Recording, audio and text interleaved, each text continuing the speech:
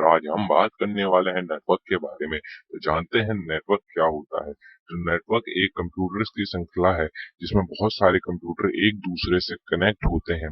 मतलब कि नेटवर्क को इस तरीके से समझ सकते हैं कि 4-5 कंप्यूटर्स का ग्रुप जो एक दूसरे से कनेक्ट है वो नेटवर्क कहलाएगा। और नेटवर्क को इस तरीके से भी समझ सकते हैं कि 5-6 कंप्यूटर्स का ग्रुप है जो कि कनेक्टेड है एक दूसरे से और अपना डेटा एक से दूसरी जगह शेयर कर रहा है, अपने कोई डिवाइसेस हार्डवेयर डिवाइसेस को शेयर कर रहा है। जैसे कि आपने देखा होगा कि प्रिंटर एक कंप्यूटर से कनेक्ट रहता है बट बाकी कंप्यूटर पे भी उसका एक्सेस बन जाता है। वो नेटवर्क के थ्रू होता है, प्रिंटिंग शेयरिंग के थ्रू। तो यही नेटवर्क क्या चीज है, नेटवर्क मेनली है कि आपका बहुत सारे कंप्यूटर की श्रृंखला नेटवर्क है। मतलब कि बहुत सारे कंप्यूटर जैसे कि आप देख सकते हैं, यहाँ कई सारे कंप्यूटर हैं जो कि एक चीज से कनेक्टेड है। हमने इसे मान लिया राउटर, मान लीजिए यह राउटर और इस राउटर से इतने सारे कंप्यूटर कनेक्ट हैं आपस में। और कंप्यूटर के साथ में मोबाइल डिवाइस भी कनेक्ट है या कोई और चीज कनेक्ट है, प्रिंटर कनेक्ट है। ऐसे ही सब जो कनेक्ट है ये पूरा एक बनाएगा आपका नेटवर्क। अब जो वायर के थ्रू कनेक्ट होता है नेटवर्क, और जो सिर्फ हमारे होम होम के लिए होता है वो होता है लोकल एरिया नेटवर्क, जो कि होता है लैन। जो सिर्फ हम होम होम में यूज करते हैं लैन वायर के थ्रू कनेक्ट करके। इसकी स्पीड 10 Mbps से 1 Gbps तक होती है अगर आप गीगा फाइबर का यूज कर रहे हैं तो। अब इसके बाद बात आती है metropolitical area network, metropolitan area network. अब इसमें क्या होता है, इसमें होता है पहले तो हमारा लोकल एरिया नेटवर्क था जो कि सिर्फ हमारे घर में जितने कंप्यूटर कनेक्ट थे उनसे नेटवर्क बन रहा है। और दूसरे वाले में होता है कि आपकी एक सिटी है उसमें जितने कंप्यूटर कनेक्ट हैं वो ऑप्टिकल फाइबर के थ्रू इंटरनेट शेयर किया जा रहा है वहां पर, और राउटर के थ्रू वो कनेक्शन बना रहे हैं। राउटर और स्विचर के थ्रू कनेक्शन बन रहा है जिससे सारे के सारे एक दूसरे से कनेक्ट हो रखे हैं। तो ये था आपका मैन, ठीक। और उसके बाद आपका आता है third, wide area network. Wide area network एक कंट्री क्या देख सकते हैं आप, पूरे वर्ल्ड वाइड में देख सकते हैं आप। मतलब कि जहां एक कॉन्टिनेंट से दूसरे कॉन्टिनेंट पे इंटरनेट कनेक्ट होता है। जैसे कि मैंने, आपने अगर मेरे इंटरनेट वाली वीडियो पहले देख रखी है तो उसमें मैंने बता रखा है कि वायर्स बिछी हुई हैं अलग अलग कंट्रीज के बीच में जिसके थ्रू डेटा का आदान प्रदान होता है। तो ये वाइड एरिया नेटवर्क के अंदर आएगा। जैसे कि मान लीजिए कोई भी देश है, वहां से वायर बिछी हुई है, जैसे कि यह यहाँ से यहाँ वायर बिछी है, यहाँ से यहाँ वायर है, यहाँ से यहाँ वायर है, यहाँ से यहाँ वायर है, यहाँ से यहाँ वायर है, यहाँ वायर है। इस तरीके से, इस तरीके से ये पूरा वाइड एरिया नेटवर्क में आया जिसमें बहुत सारी चीजें कवर की गई हैं। तो ये है आपका वाइड एरिया नेटवर्क। तो मैं आशा करता हूँ आप समझ गए होंगे नेटवर्क कि हम कैसे कर सकते हैं पोर्ट फॉरवर्डिंग, और पोर्ट फॉरवर्डिंग क्या होता है और इसकी जरूरत क्यों पड़ती है। तो पोर्ट फॉरवर्डिंग को हम ऐसे समझ सकते हैं जैसे हमारा कोई सिस्टम है, मान लीजिए, ठीक।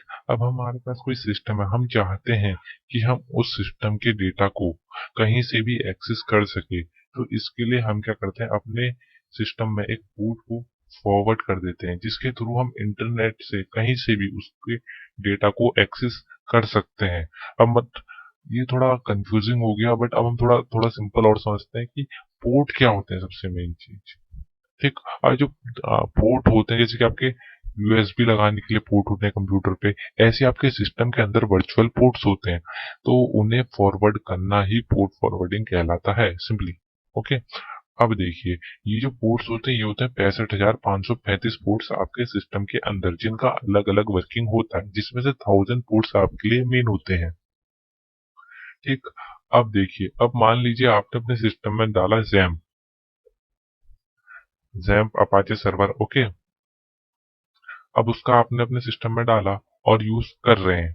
बट इसमें क्या होगा कि जो आपकी लोकल एरिया है, सिर्फ आपकी जो साइट है वो सिर्फ उतने में चलेगी जितने में आप में वाईफाई कनेक्ट होंगे। जो जो वाईफाई आपसे कनेक्ट होंगे सिर्फ उन्हीं के सिस्टम में आपकी साइट वर्क कर पाएगी। बट आप चाहते हैं अपनी साइट को ले जाना आउट ऑफ द नेटवर्क, तो इसके लिए हम यूज करते हैं पोर्ट फॉरवर्डिंग का। पोर्ट फॉरवर्डिंग में बेसिकली क्या होता है, आपका जो सिस्टम होता है उसके एक पोर्ट को आपके लैन से आपके वैन की तरफ ले जाया जाता है।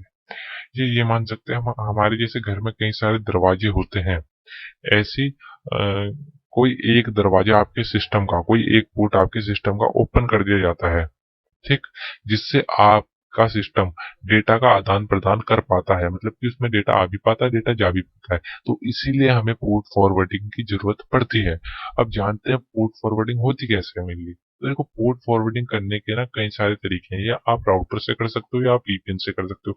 अब राउटर और वीपीएन में फर्क कहाँ गया, देखिए जो राउटर होता है ना, कई राउटर ऐसे होते हैं जिन पे आपको पोर्ट फॉरवर्डिंग नहीं मिलती है, राउटर में ऑप्शन नहीं होता है। बट कई बार ऐसा होता है जो आपका इंटरनेट प्रोवाइडर है वही आपको पोर्ट फॉरवर्डिंग नहीं देता, आपका राउटर तो सपोर्ट करता है बट आपका इंटरनेट प्रोवाइडर नहीं दे रहा आपको पोर्ट फॉरवर्डिंग। ओके, ओके, तो जब आप यहाँ आ जाएंगे तो आपने सिंपली क्या करना है, आपने यहाँ पर, अब देखिए ये है मेरे राउटर का पेज, अब आपको कैसे पता चलेगा ये, इसके लिए आपने सिंपली आना है यहाँ पर अपने टर्मिनल में, और उसके बाद आपने लिखना है आईपी कॉन्फ़िग।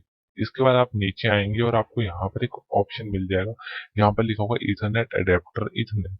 इसमें आपको डिफॉल्ट गेटवे मिलेगा आपका, जो वही आपका क्या होगा, राउटर का आईपी एड्रेस मेनली, राउटर का आपका डिफॉल्ट गेटवे, जिससे आपका ये पेज खुलेगा राउटर का। ओके, तो अब आपने क्या करना है, फिर सिंपली आपने आना है फॉरवर्डिंग पे। ओके, फॉरवर्डिंग पे आपने करना है ऐड न्यू, और यहाँ पर आपने वो पोर्ट दे देना है जो आप फॉरवर्ड करवाना चाहते हैं, जैसे कि मैं 444 फॉरवर्ड करवाना चाहता हूँ, और किस आईपी पे, तो आईपी आपको यहाँ मिल जाएगी ये रही 192.168.0.103, तो मैंने ये आईपी सिलेक्ट कर ली। अब यहाँ पे आप इंटरनल कौन सा पोर्ट फॉरवर्ड करवाना चाहते हैं, तो वो पोर्ट आपने यहाँ सिलेक्ट करना है। फिर प्रोटोकॉल यूडीपी या टीसीपी, तो मैं ऑल रहने देता हूँ, और बाकी चीजों को आपको नहीं छेड़ना और इसे कर लेना है सेव। जैसे आप ये करेंगे आपका पोर्ट हो जाएगा फॉरवर्ड, बट मेरे केस में ये नहीं होगा क्योंकि मेरा इंटरनेट प्रोवाइडर मुझे पोर्ट फॉरवर्डिंग फराहम नहीं करता है। तो अगर मैं यहाँ आऊंगा, इससे पहले मैं एक बार सिंपली अपने पोर्ट को ट्रेडिंग पे लगा देता हूँ। तो देखिए डाउनलोड में मैं आया, और यहाँ पर मेरा कंप्रेस्ड ये रहा मेरा, और लिसनर। अब यहाँ पे मैं अपने पोर्ट को लगा देता हूँ 4444 को स्कैनिंग। ओके, लिसनिंग पे लगा दिया, बिना लिसनिंग पे लगाए हुए आपका पोर्ट दिखाएगा नहीं आपको। अब लिसनिंग पे लगाने के बाद आप सिंपली यहाँ आएंगे, इसके बाद आपने सिंपली क्या लिखना है, यहाँ पे लिखना है can you see me .org। देखिए ये एक साइट है जो कि पोर्ट फॉरवर्डिंग के बारे में आपको बताएगी आपका पोर्ट फॉरवर्ड है या नहीं। तो 4444 मैंने लिखा और किया चेक पोर्ट, तो देखिए थोड़ा सा टाइम लगाएगी। तो ये देखिए यहाँ पर इसने दिखा दिया कि मेरा पोर्ट फॉरवर्डेड नहीं है। अब मान लीजिए आपका ये पोर्ट फॉरवर्डेड नहीं है, तो अब आप पोर्ट फॉरवर्डिंग करेंगे कैसे, तो इसके लिए सिंपली आपने आना है यहाँ पर, और यहाँ पर लिखना है फ्री, सॉरी, दो तरीके हैं बट मैं भी आपको एक तरीका बताता हूँ पहले। तो आपने सिंपली यहाँ पर आकर के लिखना है पोर्ट मैप .io। ये आपको life time free port forwarding देता है, और मैं दूसरी ट्रिक भी आपको बताऊंगा बट उसमें ज्यादा बेनिफिट नहीं है क्योंकि वो आपको लाइफ टाइम के लिए नहीं मिलता है। तो यहाँ पर आपने करना है सिंपली रजिस्टर, तो यहाँ पर मैं कर लेता हूँ रजिस्टर जल्दी से।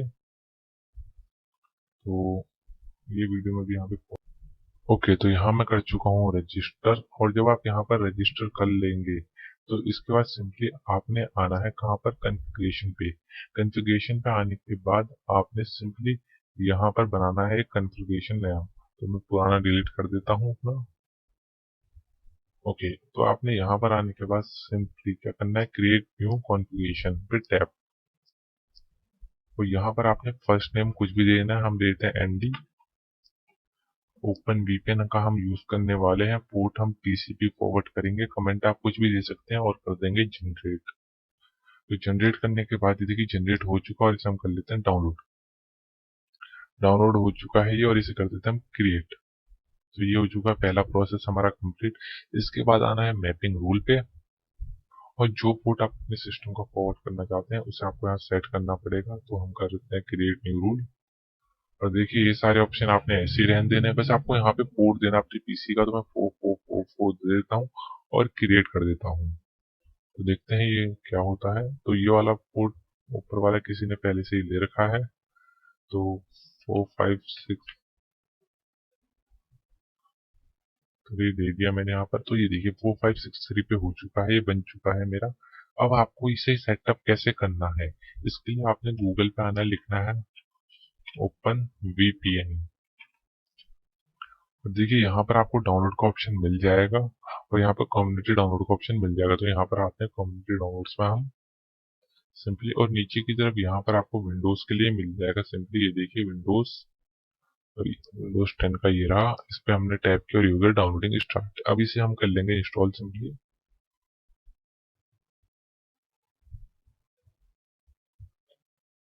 ओके, ये होने वाला है इंस्टॉल।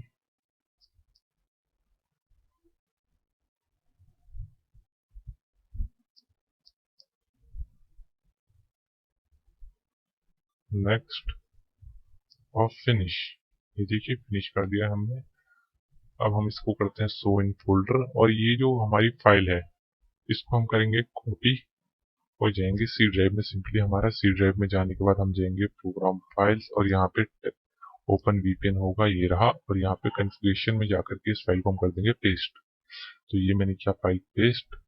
अब जब आप अपने ओपन वीपीएन को रन करेंगे, जैसे कि हमारे पास यहाँ डेस्कटॉप में यहाँ पे होगा ओपन वीपीएन, ये रहा। इस पे जब आप इसे रन करेंगे तो यहाँ पर एक छोटा सा ऐसा आइकन आ जाएगा, और इसके बाद जब आप इस पे राइट क्लिक करेंगे तो कनेक्ट ऑप्शन आपको मिल जाएगा। आपने सिंपली कनेक्ट करना है।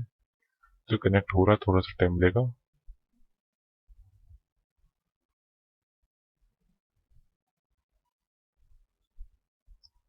तो ये हो चुका है कनेक्ट। ये देखिए ग्रीन कलर का आ जाता है कनेक्ट होने पे। अब यहाँ पर हमने क्या करना है, सिंपली इसको करते हैं स्टॉप। ओके, तो अब देखिए अगर यहाँ पर आप सिंपली वो कोड डालते हैं, कौन सा वाला, जौन सा भी हमने फॉरवर्ड किया था, ये 4563, और करते हैं स्टार्ट। और अगर आप यहाँ पर आकर चेक भी करेंगे तो भी वो पोर्ट यहाँ पर आपको ओपन नहीं दिखाएगा। वही मैं आपको दिखाया था एक बार, क्योंकि ये ऐसा होता है कि आपके सिस्टम की जगह आपके सिस्टम के पोर्ट को ट्रांसफर करता है कहीं और, जिसमें कुछ चेंजेस की वजह से ये आपका जो पोर्ट है नहीं ले पाता, पोर्ट मैप डॉट आईओ नहीं शो करता। ओके, बट ये जो पोर्ट है ये फॉरवर्डेड हो चुका है। अगर आप इस पोर्ट का यूज लेंगे तो ये 100% वर्क करेगा। ओके, तो मैं आशा करता हूँ आज की वीडियो आपको पसंद आई होगी।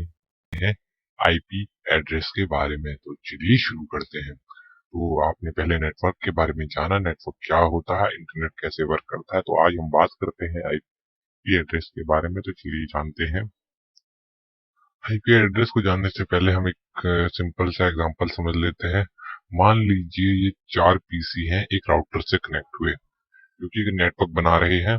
ठीक, अब क्या हुआ, पीसी 1 ने यहाँ से एक फाइल सेंड की, ठीक, किसको, पीसी 4 को। ये फाइल गई राउटर में। अब राउटर को कैसे पता कि वो फाइल पीसी 4 ये है, पीसी 4 और इसको भेजना है। वो हो सकता है यहाँ भेज दे, यहाँ भेज दे, कहीं भी भेज दे। तो इसके लिए हम यूज करते हैं आईपी का, ताकि हर बंदे को आईपी मिल जाए एक एक, जिससे कि हर किसी का वेरिफिकेशन हो पाए। अब जैसे कि मान लीजिए आप हैं, आपके घर पे कोई मेल आता है, सॉरी कोई लेटर आता है आपके घर पे, ठीक, तो वो कैसे आता है, वो आपका लेटर लेके आता है आपका पोस्टमैन। उसे कैसे पता कि आपका घर यही वाला है, कोई दूसरा नहीं है। क्यों? क्योंकि एक तो आपके मेल के ऊपर लिखा हुआ, या आपके मेल या लेटर के ऊपर लिखा हुआ होता है कि ये इस बंदे का एड्रेस है, और फिर वहां जाकर के वो देखेगा कि हाँ यही एड्रेस है उस बंदे का, और आपको आपका जो लेटर है वो दे देगा। ठीक, ऐसे ही कंप्यूटर में क्या होता है, ये काम करता है आपका आईपी। कंप्यूटर में आईपी का यूज होता है पता लगाने के लिए अलग अलग सिस्टम का। ठीक, और देखिए क्या है आईपी, और पीछे लिखा रहता है एड्रेस। तो आईपी, मैं आईपी ए लिख रहा हूँ, आईपी एड्रेस। ठीक, अब ये जो एड्रेस हमें पता चल रहा है कि IP address internet protocol, internet के प्रोटोकॉल का एड्रेस। ठीक, अब देखिए, अब यहाँ क्या होता है, जब हम पीसी 1 कोई फाइल सेंड करता है तो क्या होता है, मान लो एक हाई भेजा उसने, HII, ठीक, तो ये हाई क्या होगा, ये पार्ट्स में डिवाइड हो जाएगा और बन जाएगा पैकेट के रूप में। तो ये ऐसे नहीं जाएगा हाई पूरा, ये अलग अलग पैकेट्स में जाएगा हाई बन करके। और आगे पीछे हो सकता है ये, एच बीच में हो सकता है ये, बट राउटर पे जाने के बाद, राउटर से निकलने के बाद यहाँ तक पहुंचते समय वो वापस से ठीक हो जाएगा, हाई ही बन जाएगा पूरा, और इस सिस्टम में शो हो जाएगा। अब इस सिस्टम में कैसे शो होगा, क्योंकि इस सिस्टम की जो आईपी है 192.168.1.4, तो इसने पैकेट में लगा रखी है, फिर वो आईपी पे ही जाएगा, उसे पता है। और जब यहाँ आ जाएगा तो इसे पता चल जाएगा किसने भेजा है, क्योंकि यहाँ से आया है उसका आईपी भी वहां पर लिखा रहता है। जैसे कि अगर हमें कोई पोस्ट करता है तो उसको भी अपनी आईपी लिखनी पड़ती है, ताकि अगर पैकेट किसी वजह से नहीं पहुंचता तो आपको वापस मिल जाए। ऐसे ही यहाँ पे भी है, ठीक। अब ये चलता है दो प्रोटोकॉल में चलता है, एक में चलता है आपका टीसीपी और एक होता है यूडीपी, ठीक। टीसीपी और यूडीपी ये दो आपके प्रोटोकॉल हो गए। अब जो टीसीपी होता है वो होता है आपका स्लो स्लो प्रोटोकॉल, और यूडीपी होता है आपका फास्ट प्रोटोकॉल। और ये जो टीसीपी होता है वो होता है आपका सेफ प्रोटोकॉल, ये उतना सेफ नहीं होता, ठीक। ये रिलायबल होता है, ये उतना रिलायबल नहीं होता है, ठीक। अब देखिए क्या होता है, जब आप टीसीपी से कोई चीज भेजोगे, तो मैं आपको एक इमेज दिखाता हूँ। अगर आप टीसीपी से कोई इमेज भेजोगे, एक सेकंड, ओपन हो रही इमेज। और टीसीपी से अगर आप कोई पैकेट भेजोगे तो देखिए यहाँ पे थ्री वे हैंडशेक हो रहा है। पहले कनेक्शन बना, फिर एक हैंडशेक आया, फिर एक रिक्वेस्ट गई, फिर एक रिस्पॉन्ड आया, इस तरीके से इसमें वर्क कर रहा है, थ्री वे हैंडशेक का यूज होता है। और यूडीपी में क्या होता है, आपकी रिक्वेस्ट गई और रिस्पॉन्स आया, इस वजह से फास्ट होता है। इसमें क्या होता है, वेरिफिकेशन होती है पूरी, तब ये कनेक्ट होता है। इसके डिफरेंस को हम इस तरीके से भी समझ सकते हैं कि ये देखिए, slow but reliable transfer, fast but non guaranteed की, तो जो आपने पैकेट भेजा है वो वहां तक पहुंचेगा ही पहुंचेगा, कोई गारंटी नहीं उसकी, और सबसे फास्ट होता है ये। अब देखिए, टिपिकल एप्लीकेशंस ईमेल और वेब ब्राउजर में इसका यूज होता है। और टिपिकल एप्लीकेशंस वो आईपी मतलब इंटरनेट कॉल, जैसा आप व्हाट्सएप से कॉल करते हो, या म्यूजिक स्ट्रीमिंग। और यहाँ पे देखिए यूनिकास्टेड मतलब एक, और यहाँ पे यूनिकास्टेड बहुत सारे एक साथ ही कनेक्ट कर सकता है, ठीक। ये देखिए इतने सारों को ब्रॉडकास्ट भी कर सकता है, यूनिकास्ट, मल्टीकास्ट और ब्रॉडकास्ट, ये सब कुछ कर सकता है यूडीपी प्रोटोकॉल। तो मैं आशा करता हूँ आप समझ गए होंगे यूडीपी और टीसीपी के बीच का अंतर। और बेसिकली सबसे ज्यादा यूज जो होता है अभी टीसीपी ही होता है हमारे सिस्टम पे, यूडीपी का भी किया जाता है कई चीजों में।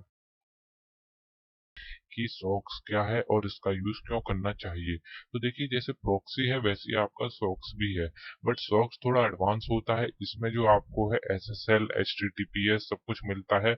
और ये जो होता है आपको किसी स्पेसिफिक स्टेट के लिए मिल जाएगा, किसी स्पेसिफिक जगह के लिए मिल जाएगा। बट जो प्रॉक्सी होती है वो आपको किसी कंट्री के लिए मिलेगी, जैसे कि आपने ले लिया इंडिया की कंट्री का या किसी और कंट्री का। बट जो ना आपको सॉक्स मिलेगा वो किसी एरिया का मिलेगा, एकदम है। तो ये क्यों यूज किया जाता है, सॉक्स जो है कार्टर द्वारा ज्यादातर यूज किया जाता है फ्रॉड्स के लिए। और ये काफी सेफ रहते हैं इससे, सॉक्स का यूज करने के बाद। तो सॉक्स सेफ्टी के लिहाज से काफी अच्छा है। कई सारे पेड सॉक्स आते हैं जो कि आप बाय कर सकते हैं, बट मैं आपको रिकमेंड नहीं करूंगा कि आप कार्डिंग करिए, क्योंकि ये काफी इलीगल चीज है। तो मैं आशा करता हूँ आपको वीडियो पसंद आएगी। आज इस वीडियो में हम जानने वाले हैं बैनर ग्रैबिंग के बारे में। तो चलिए जानते हैं क्या है बैनर ग्रैबिंग। तो बैनर ग्रैबिंग एक ऐसी टेक्निक है जिसके थ्रू आप किसी के साइट के रिस्पॉन्स से या उसके किसी एरर से या उसके बिहेवियर से पता लगा सकते हैं उसके सर्वर के बारे में, कि उसका सर्वर क्या है, कौन सा वर्जन का है और कौन सा सर्वर है उसका, ठीक। तो इसे हम कहते हैं बैनर ग्रैबिंग। तो ये दो टाइप में आती है, एक आती है आपकी एक्टिव और एक आती है पैसिव। अब एक्टिव बेस्ड जो बैनर ग्रैबिंग होती है उसमें हम किसी टूल का यूज करके उस साइट के बारे में पता लगाते हैं कि ये कौन सा सर्वर यूज कर रही होगी। बट जो पैसिव है इसमें क्या होता है, हम साइट पे डायरेक्ट कुछ कमांड इंजेक्ट करके देखते हैं कि एरर के लिए देखते हैं कि ये हमें दिखाएगा एक एरर, जिसमें वो खुद बता देता है, रिवील कर देता है कि मेरे इस सर्वर में ये एरर है। तो उसी के साथ में वो हमें एरर के साथ में हमें बता देता है उसका सर्वर कौन सा है। तो एक बार देख लेते हैं हम थोड़ा पैसिव को। तो ये देखिए, ये है एक साइट वन वेब, इसका यूज लेकर के आप क्या कर सकते हैं कि टेस्ट कर सकते हैं इन साइटों को। तो यहाँ मैं आया और यहाँ पर ये देखिए, अब मुझे पता करना है इसका सर्वर कौन सा है, तो मैं इसके लिए करूंगा एक बैकस्लैश और यहाँ पर लिख दूंगा ओके 123, कुछ भी आप लिख सकते हैं, मैं 123 लिख के देखता हूँ। और यहाँ पर एक 404 का एरर आया। 404 का पेज नॉट फाउंड का एरर होता है, जैसे कि यहाँ लिखा हुआ आ रहा है। इसके बाद आपने ये जो नीचे लिखा हुआ आ रहा है सर्वर हमें मिल चुका है, हम इसे कॉपी करते हैं और यहाँ पेस्ट करते हैं। तो सर्वर और वर्जन दोनों चीज हमें पता चल चुकी है यहाँ। और यहाँ से देख लीजिए आपको उसके बारे में और अच्छी इंफॉर्मेशन मिल जाएगी, उसके लिए कोई एक्सप्लॉइट मिल जाएगा। तो ये देखिए, ये है NGINX का सर्वर 1.4.1 इसका वर्जन है। तो इस तरीके से आपकी साइट पर अटैक भी कर सकते हैं। ये सिर्फ एजुकेशनल पर्पस के लिए मैं आपको बता रहा हूँ। तो मैं आशा करूंगा आपको ये वीडियो पसंद आई होगी। वाला हूँ कुकीज के बारे में। आप लोगों ने सुना होगा कुकीज के बारे में, तो आज हम जानेंगे कुकीज क्या होती हैं। तो देखिए क्या होता है, जब आप किसी भी साइट पे लॉगिन करते हो तो वो एक सेशन जनरेट करता है आपके ब्राउजर में। जिस सेशन से जब भी आप दोबारा अपने ब्राउजर पे जाते हो तो आपको आईडी पहले से ही लॉगिन मिलती है, तो वो होता है इस सेशन के थ्रू। तो इस सेशन को ही कुकी कहते हैं मेनली, और इन कुकीज का कई जगहों पर यूज किया जाता है। जैसे कि अगर आपकी कुकी को किसी बंदे ने ग्रैब कर लिया तो वो विदाउट यूजर नेम और पासवर्ड उस कुकी के यूज से लॉगिन कर सकता है आपकी आईडी से, बहुत ही इजीली तरीके से। बशर्ते वो कुकी तब तक चालू रहेगी जब तक आपने अपने वहां से लॉग आउट नहीं किया। अगर आप लॉग आउट कर दोगे तो कुकी बंद, और उसके वहां से भी लॉग आउट हो जाएगा। अब बेसिकली एक कुकी क्या होता है, ब्राउजर में सेव होती है, जिसके थ्रू आप कहीं भी लॉगिन करते हो या कहीं भी जाते हो, कोई भी चीज सर्च करते हो, तो उसके ऊपर आपकी निगरानी रखी जाती है अलग अलग कंपनीज द्वारा। उसी की तरह आपको फिर ऐड दिखाई जाती है। जैसे आपने देखा हो अमेजोन विजिट किया, अमेजोन में एक टूल देखा कोई भी अच्छा सा, वही टूल की ऐड हर जगह आने लग गई। वही चीज के ऊपर हर जगह रेस्पबेरी पाई देखा, उसी की ऐड हर जगह आने लग गई। तो ऐसा क्यों होता है? कुकीज की वजह से होता है। आपके ऊपर जानकारी रख ली जाती है, आपको क्या क्या चीज आप देख रहे हैं, क्या क्या चीज आप विजिट कर रहे हैं, उसके बाद वही चीज आपको आगे अलग अलग जगहों पे दिखाई जाती है। तो बेसिकली कुकीज क्या करती हैं, जो होता है आपका यूजर नेम पासवर्ड रख करके एक नया सेशन क्रिएट करती है। कुकीज क्या करती है, जो भी आप विजिट करते हैं साइट, उन सबका एक डेटाबेस अपने पास छोटा सा रखती है कैश मेमोरी में, अपने कैश में। एक मैं आशा करता हूँ आप कुकीज का समझ गए होंगे। आगे मैं आपको बताऊंगा कुकीज कैसे ग्रैब की जाती है। बात करेंगे डीएनएस के बारे में। जी हाँ, डीएनएस के बारे में। तो चलिए जानते हैं डीएनएस क्या है। तो आपने देखा होगा, जब भी आप कभी अपना ब्राउजर ओपन करते हैं और उसके बाद किसी साइट पे जाना होता है तो उस पर लिखते हैं google.com या youtube.com, उसका यूआरएल लिख देते हैं और एंटर करते हैं।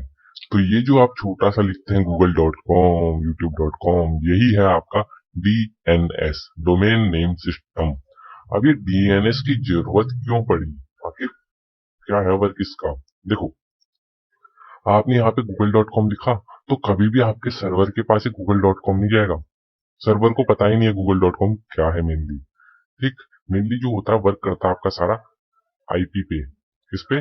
आईपी पे, इंटरनेट प्रोटोकॉल पे। तो ये डोमेन नेम सिस्टम हो गया डीएनएस। अब देखो यहाँ आते हैं। अब देखो ये है मेरा ब्राउजर, मैंने इसमें सर्च किया google.com, तो पता है क्या होगा, ये google.com जाएगा रिजॉल्वर के पास। रिजॉल्वर क्या करेगा, इसे चेंज कर देगा आईपी में। इसके बाद जाएगा ये रूट सर्वर पे। रूट सर्वर पे जैसे ही जाएगा, एक चीज बता दूं, पूरे वर्ल्ड में 3 रूट सर्वर हैं। ओके, 13 रूट सर्वर है। रूट सर्वर में जाने के बाद ये ना जब आपकी रिजॉल्व होती है ना आईपी, उल्टे में होती है, ठीक है। इसके बाद यहाँ पर चेक करेगा कॉम गूगल, गूगल कॉम। अभी देखो कॉम है ना, तो ये चेक करेगा आपने उसमें कॉम का कौन सा है, जेनरिक सर्वर कॉम का कौन सा है, ये वाला है कॉम। ओके, तो फिर ये आपकी रिक्वेस्ट जाएगी कॉम के पास। कॉम पे आई, इसके बाद आती है आपकी ऑथोरिटेटिव सर्वर पे। ठीक, अब यहाँ क्या होता है ना, इस सर्वर पे ना एक ना टेबल होती है, जिसमें एक तरफ आपका डोमेन नेम, एक तरफ आईपी होती है। ठीक, डीएनएस और आईपी, जो आपने डीएनएस सर्च किया था उसकी आईपी दे करके आपके पास लोड हो जाएगी। रिजॉल्व सर्वर पे आया ये, और उसके बाद जो आपने लिखा था वही आपको यहाँ शो हो जाएगा आपकी साइट। अब देखो इसमें अब इसकी जरूरत ही क्यों पड़ी, है ना? क्यों हम यूज करें इसका, हम आईपी का यूज क्यों नहीं कर रहे डायरेक्ट, कि जैसे कि गूगल की आईपी हो गई, फेसबुक की आईपी हो गई, उससे हम सर्च क्यों नहीं करते? क्योंकि देखो इन आईपीओ को याद रखना होता है बहुत मुश्किल। देखो, और ये आईपी ना स्टैटिक नहीं रहती है, समय समय में चेंज होती रहती है काफी कुछ टाइम बाद है। मान लो आज राम नाम का एक बंदा है, राम नाम के बंदे ने एक साइट बनाई, मान लो इसने बनाई कोई भी ई कॉमर्स साइट, ओके, इसकी साइट चल गई, रैंक कर गई। अब इसने बनाई थी किसी एक पर्टिकुलर होस्टिंग पे, कोई भी हो सकती है होस्टिंग। अब ये इसे ना ये होस्टिंग पसंद नहीं आ रही, ये होस्टिंग स्लो हो गई है, तो अब ये क्या करेगा ना, यहाँ से किसी दूसरी होस्टिंग पे चले जाएगा। ठीक, तो इससे क्या होगा, इसकी आईपी चेंज हो गई। और अब आपको क्या करना पड़ेगा, जब वो दूसरी होस्टिंग पे गया तो आपको आईपी याद रखना पड़ेगा उसका, है। अब इससे दिक्कत एक राम को क्या आएगी कि अगर यहाँ आईपी बेस्ड होता ना सारा, तो जो उस राम था, रैंकिंग की है राम की पहली वाली आईपी ने जो, वो हो जाती दिक्कत, क्योंकि उसकी रैंकिंग फिर घट जाती है अगर दूसरी आईपी हो गई है, नई आईपी आ गई है तो। बट इसी के लिए क्या यूज करते हैं, डीएनएस। अब क्या होगा, आईपी कितनी भी चेंज हो जाए पीछे, डीएनएस एक ही रहेगा, जो कि अगर google.com है तो गूगल ही रहेगा, और जो भी इसका राम ने बनाया है वही रहेगा मेनली, वो चेंज नहीं होगा। तो इससे क्या होगा, राम की रैंकिंग बनी रहेगी, क्योंकि जितने भी सर्च इंजन है वो राम को राम के डीएनएस से जानते हैं, उसके आईपी से नहीं। ठीक, तो इससे क्या होगा, राम को बेनिफिट होगा। तो इसलिए भी हम डीएनएस का यूज करते हैं। बट मेनली जो डोमेन नेम सिस्टम है वो हम यूज करते हैं अपने फायदे के लिए, ताकि हमें ना आसानी से याद हो सके। अब देखो मैं आपको दिखाता हूँ, एक second, Windows plus R CMD ping, google.com करता हूँ पिंग।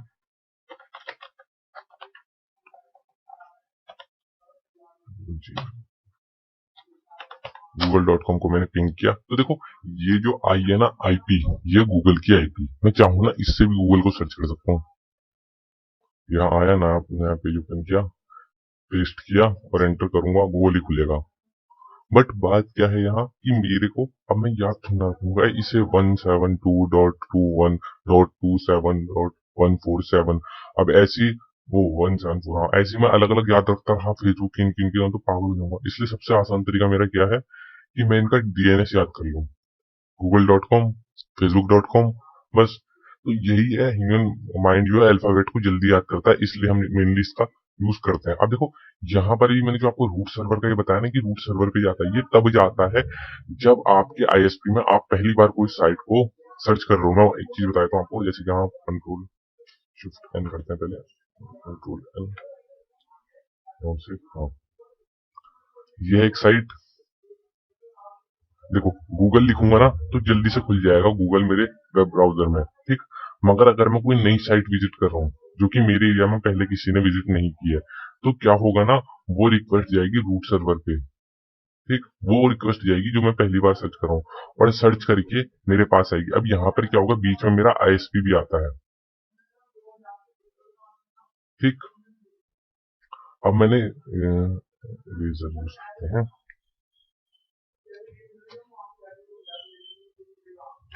हाँ, तो ठीक, ये मेरा बीच में आईएसपी आ गया है, ये है मेरा आई एस पी। अब मैंने यहाँ से ना कुछ सर्च किया साइट, वो साइट में पहली बार सर्च कर रहा हूँ, तो क्या होगा, आईएसपी से होते हुए रूट सर्वर से पूरा सर्च करके लाएगा। तो अब जो साइट आएगी ना उसे आईएसपी क्या करेगा, अपने कैशे,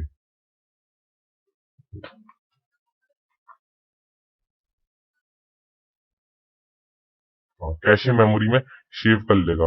अब देखो इसने अपने कैशे मेमोरी में से सेव कर लिया, तो अब अगर अगली बार सर्च करोगे ना तो बड़ी जल्दी खुलेगी वो साइट। तो जो रूट वाला हिसाब है ना वो तब होता है जब आपके आईएसपी के कैशे मेमोरी में ये डेटा सेव नहीं है, कैशे में ये डेटा सेव नहीं है। अब कैशे का यूज क्यों किया जाता है, ताकि ना आपकी जो इंटरनेट स्पीड है वो बढ़े, थोड़ा आपकी सर्चिंग स्पीड है बढ़े। अब ऐसा होगा बार बार वहां जा रहा है और तेरह ही सर्वर है, तो उनके ऊपर लोड बढ़ जाएगा सर्वर के ऊपर। तो ये है कैशे डिवाइड हो रखे हैं, कई सारे कैशे होते हैं जिनकी वजह से आपका जो डेटा है जल्दी जल्दी आ जाता है। ठीक, तो मैं आशा करता हूँ ये डीएनएस थोड़ा आप समझे होंगे।